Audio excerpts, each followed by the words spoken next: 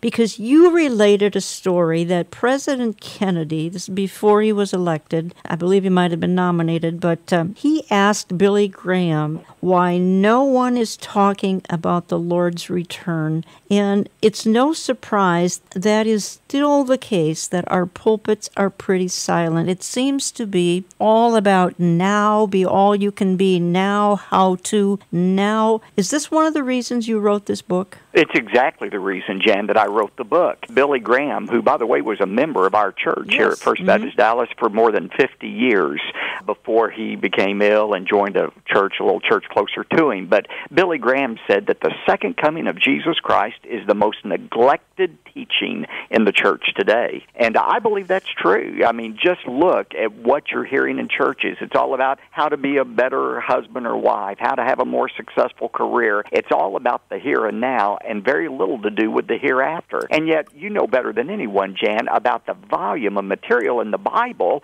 about what awaits us in eternity. You know, the book of Revelation is the only book of the Bible that has a special blessing for those who read and understand the book. And yet, you know, most Christians, I mean, they grab for the Tylenol when they read through the Bible plan, lands them in Daniel or the book of Revelation. I mean, they think Bible prophecy is a mystery. You have to have a PhD from the seminary to understand it. And I wrote Perfect Ending, really to, first of all, simplify the often confusing subject of the end times, but also show why what is going to happen in the future really does matter in how we live today. And that's my purpose in this book. Yeah, and I want to zero in, and Eric will too, we want to zero in on some specific questions out of the book. Let me just take another little side trail here, because I also heard you say, I think this would be of great interest to our listeners. You feel that in your lifetime that tax-exempt status within churches will probably go, that they will be accused of participating in hate speech, and perhaps you said maybe not your lifetime, but your successor's lifetime, you certainly expect that to happen. Is that correct? It is,